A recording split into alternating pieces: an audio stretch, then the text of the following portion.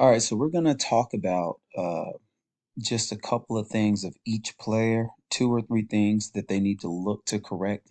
And it's a lot easier to have a visual versus me telling you. So we'll start off with Marlee's clips. Marlee, your issue is the court awareness, the court mapping. So this is you here. They get the rebound. So pretty much we know pretty early that they got the ball. You're back here. There's no reason these guys can sprint past you, but you have a habit of looking at the ball and not court mapping. Like what else is going on? So this guy is sprinting. If he gets by Jacob, I pretty much know that Nico's gonna help. You got to be sprinting in front of this guy, but you're just watching the ball. And because of that, then when the ball is passed, you're like, oh, now I got to run up. And by the time you do that, it's too late. So court mapping is something you got to do. Stop looking at the ball and start anticipating what player they looking to make next. All right, and again, we're back to seeing where are our opportunities. So like Court was about to walk up, he saw Nico, so he's like, oh, I got a smaller guy on me, let me post up. And you're obviously only thinking about the play. You're not thinking about the opportunity of Court being one on one with the weak defender. So and this is how I know you don't know is because now your eyes go there and then watch your body reaction. It's like, oh, my bad, Court, I missed you. You're just kind of walking. So you didn't even realize that there was a play beyond the play that we had set, which is our sideline play. All right, on this possession, I still need there to be court awareness. This is you. You run the free throw play perfectly. You end up with the ball, but there has to be spots on the court that you're just saying, okay, I got to get out of trouble because you're a guard. So you dribble out to the corner and then you pick your dribble up.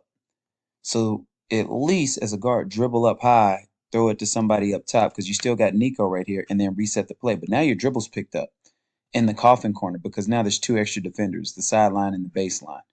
And so now we get in trouble and we have to throw it off his leg, and you never should have been put in that situation.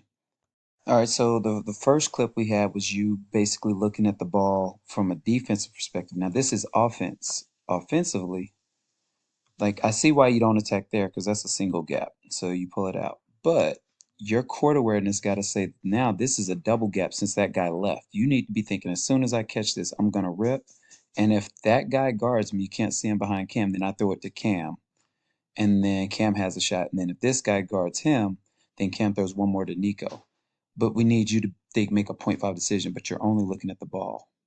So now it takes a moment, you look, then you attack, and so it's a little, in my opinion, it's too late. It needs to be instinctive. So now let's fast forward down the line in the same possession. So right here, this is obviously almost a triple gap, but you're just looking at the ball. You're not looking at the opportunity. If it were me, I'd be closer to my shooting range. So then I could just catch and shoot or catch and drive. Look how long it takes.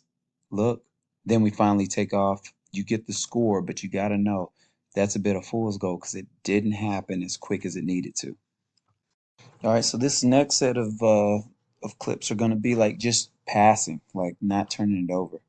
And I told you, you throw all your passes from either your chest or 12 o'clock above your head. You got to be able to throw passes from outside your box, meaning your body. So right here, chest pat or 12 o'clock, and it gets deflected. All right, because remember, all the passes or most of the passes you throw come from your chest, and that causes a deflection. And that's the reason for a lot of your turnover. All right, so this is a very similar turnover. When you're passing it, it comes from your chest, and because it's going to be a straight pass, you can't angle it so it could hit somebody. So now it goes out of bounds. We got to be able to throw a 3 o'clock so you could get it around the guy in front of you and to your teammate. All right, and the last one that I want to talk about being in front of your body, even like your dribbles are in front of you. So if you notice, you see where the ball is, it's in front. It needs to be ball you man. But right now the ball's constantly in front. So even though you get around them, the ball is just in between your box where you can see it. The ball needs to be next to you. So if a guy reaches, you could go behind the back. It's easier going through the legs when the ball is on the side of you versus what's in the front. If you go through the legs, you're going backwards. You're going basically from 12 o'clock back to 6. If it's on the side of you, you go from 9 o'clock to 3, which is still in a position to attack. So we got to get that ball when you're handling it and passing it to the sides of your body. All right, so now we're on defense. And the way we play defense, if there's nobody, you trap. I want you to see that you're looking at the ball and the court mapping isn't there. So right now they have 1, 2, 3, 4, 5 players on that side of the court. there's no reason not to attack and trap. But right now, there's nothing behind you to guard, so go trap him. So even when you go up, you still don't pressure him as if there's nothing to guard. I yell at you, so eventually you do, but now it's just too late. And against a stronger player, that's one on one, probably a foul and a bucket. So we need you to start realizing that way quick. All right, this one's a little different but similar. So we get the ball in. Court does a good job of standing in front of him and getting him to throw it to the left side of the floor. So now I'm kind of telling you, hey, come up and get him. So then you go and trap. But this is where, again, the court mapping comes back at. So he throws it over you.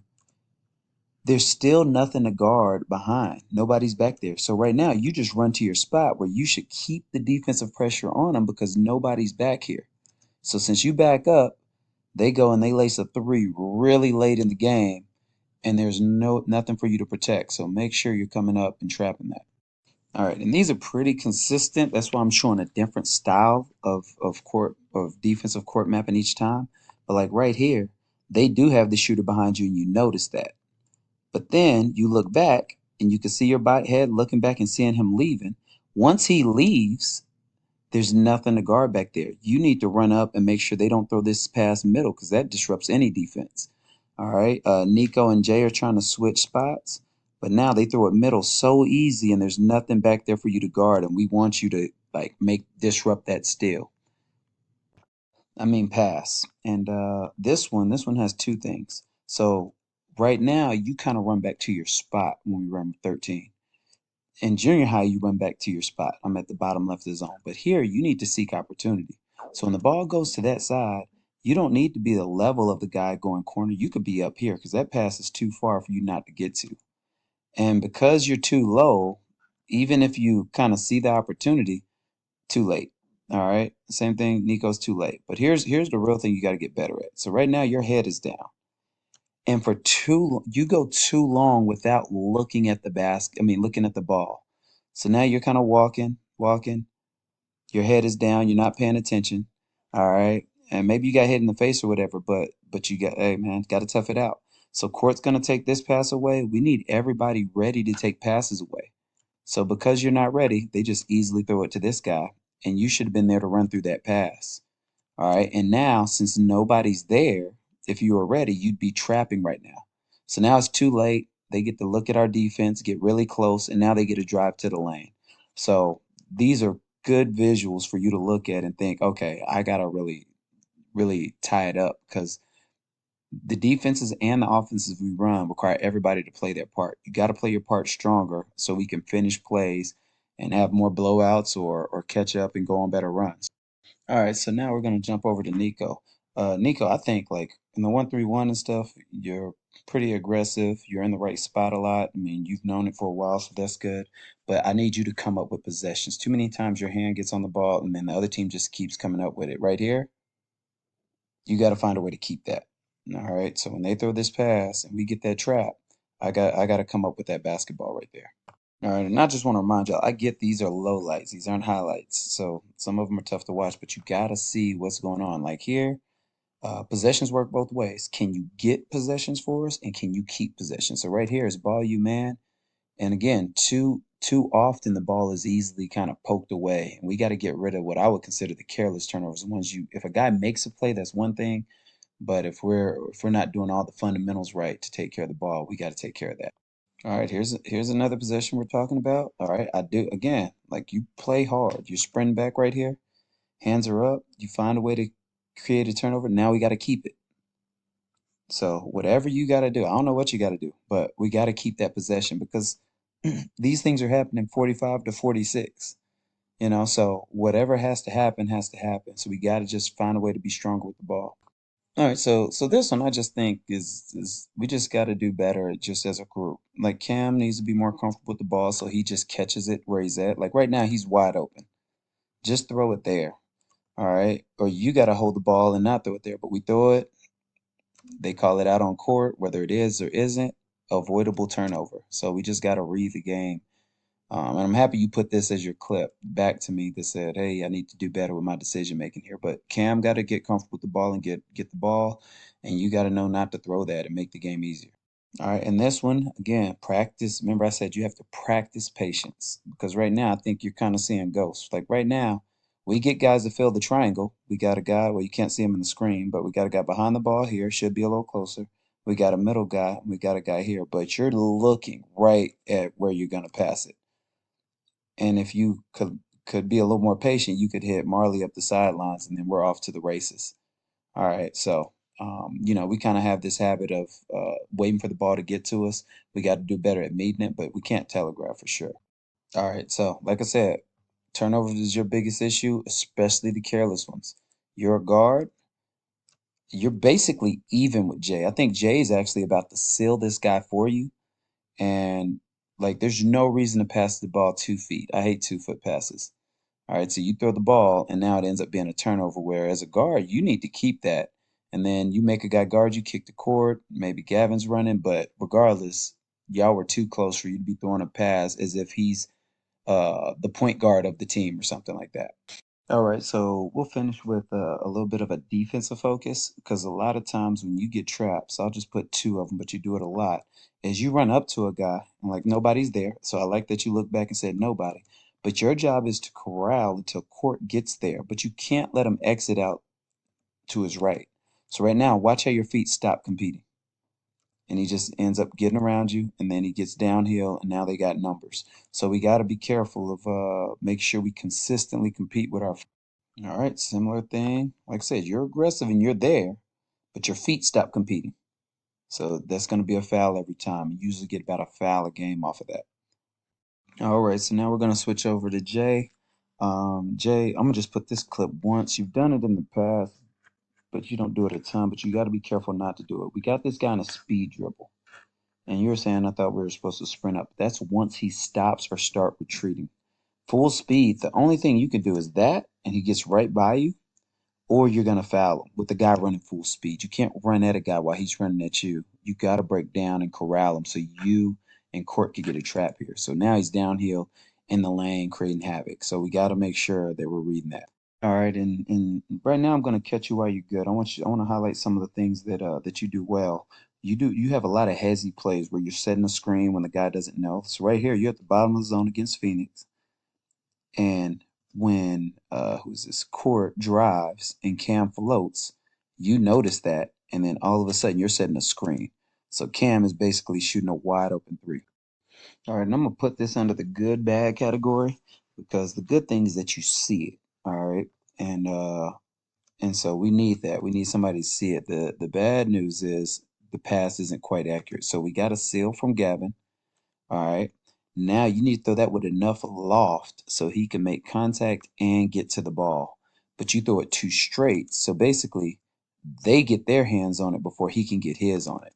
And so because it's straight, he has to release his guy and then it's a turnover. So the good news is that you see the play, so we can coach you from there. The bad news is it needs to be more accurate. All right, and this one's kind of the same. There's not enough loft on the pass, but I'm putting it on here because I need you to keep looking for this pass because if I see that we have an advantage with high lows, then I don't need the pass to be so straight. All right, because now it's just not high enough for him to adjust after battling. All right, again, good vision, bad pass. All right, so here's your real nemesis that you want to get better at. You want to become a stronger finisher. Like when you come in the gym, you got to spend more time working on your finishes, touch around the basket. You're not a big post player, so the length is always going to bother you. But like right here, we got to get it on the rim. If we don't get it on the rim, we don't give our guys an opportunity to get offensive rebounding. And of course, you don't give yourself one. So again, this one's no different. We run Texas. You catch the ball really close to the basket. Gotta get it on the rim. Gotta get it on the rim. All right, same thing here. Now notice, I think you need to get it stronger at your right hand. All right, I mean with your left hand, but we got to maximize the right hand first because these are all the right-handed ones. Just know you're not shooting enough with your left hand, especially as a smaller post player. All right, this is the last one I'll put down because I want you to understand that this isn't like a one-off. These are shots that you got to start making. So like when you come in the gym, focus can't be jump shots and things like that. Focus got to be just finishing. Work on your touch. How much power? How high do I need to get it on the glass? There has to be more reps because if you really, really thought about how much time you put into finishing at the rim, it's probably 60% jumpers, 30% middies, and maybe 10% of them are finishes, but they're not against defense and they're not challenge yourself to take the types of shots you got to score in a game. So make sure that becomes part of your routine.